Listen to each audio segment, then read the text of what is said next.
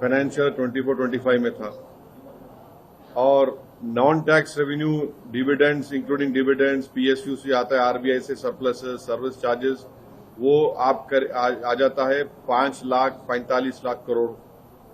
तो हमारा मानना ये है कि स्टेट्स को तो खाली ग्रॉस टैक्स रेवेन्यू शेयर मिलता है, सेंटर जो मिल रहा है सेस एंड सरचार्ज में, वो तो इरोड करता है डिविजिबल पूल के साइज को, और सेंटर रिकॉर्ड सम लेता है सेसेस के ऊपर, fuel, GST, compensation, infrastructure, education, मगर ये डिवाइजेबल पूल से बाहर है, स्टेट्स का तो हिस्सा इसमें नहीं है ना, तो स्टेट्स का नुकसान होगा।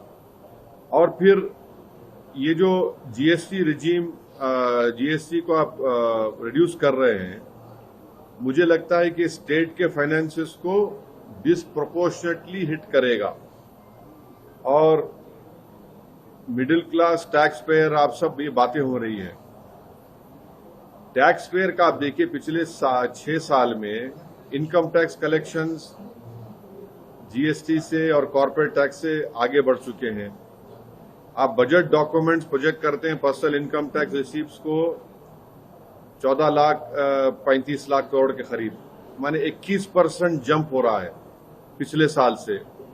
कॉर्पोरेट टैक्स आप देखिए सिर्फ 10,80,00,000 करोड़ के करीब हो रहा है। ये क्यों? तो जो शेयर है इंडिविजुअल टैक्सेस में टोटल रेवेन्यू का, वो बहुत ज्यादा स्टीपली क्लाइंब हुआ है। अब आप गवर्नमेंट इनकम टैक्स राइज हो रहा है 23% से टोटल टैक्स रेवेन्यू को, फाइनेंशियल 2018-19 में 34% में, बाई फाइनेंशियल 25 और 26 में। तो इन प्लेन टर्म्स अगर आप देखेंगे तो ordinary tax pay salaried and middle class families are shouldering a larger share of tax burden every year, and after paying income tax, Indians still face GST on goods and services, even essentials. अब example ये है, देखिए, इसमें अगर आप कोई गाड़ी लिए जिस रिफॉर्म से पहले, तो गाड़ी खरीदने वाले को, for example, until this reform a car purchase incurred 28% of GST plus compensation cess up to 22%, meaning इसका माने है कि buyers effectively paid nearly half the cars price as tax. Even with the rate cut, several cars will still face 40% GST. तो अब आप everyday groceries, medicine, household items remain in tax slab, so the tax income of citizens is tax again at the point of spending. दूसरा यह है कि जो हम अभी अपने एक्सपर्ट से बात किए, उनका बोलना यह है कि जो 21 सितंबर से 18% होगा, तो उसका रिफंड प्रोविजन क्या होगा? वो इनको इनपुट टैक्स क्रेडिट में प्रोविजन नहीं है रिफंड का। अच्छा, सर्विसेज सेक्टर में आप 18 से 5% किए, मगर कोरियर आज भी 18% है। अब कोरियर तो आम आदमी इस्तेमाल करता है ना, तो उसको आप 5% में क्यों नहीं लेके आए?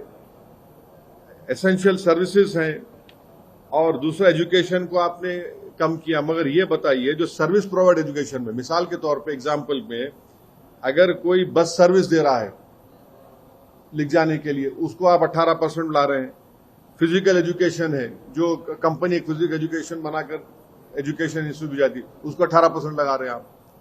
फिर ये सब चीजें हैं जिससे हमको फिक्र है कि इससे स्टेट्स का और खासतौर से स्टेट्स को बड़ी तकलीफ होने वाली है। सर, मिडिल क्लास को खास करके इससे राहत मिलेगी ऐसा? अरे अगर स्टेट्स पिट रहे हैं तो फिर कैसे होगा बताइए? उनको कंपनसेशन दीजिए ना फिर आप स्टेट्स को, या फिर स्टेट्स को आप सेस में लाइए, सेस भी दीजिए स्टेट्स को। आप सेस नहीं देते, आप सेस आप देकर तो गवर्नमेंट ऑफ इंडिया तो आप तो अपने आप को मोटा कर रहे हैं, मगर जो सेस और सरचार्जेस में स्टेट्स को हिस्सा आता ही नहीं है, स्टेट्स तो दुबले हो जा रहे हैं, तो फिर स्टेट्स क्या करेंगे? फिर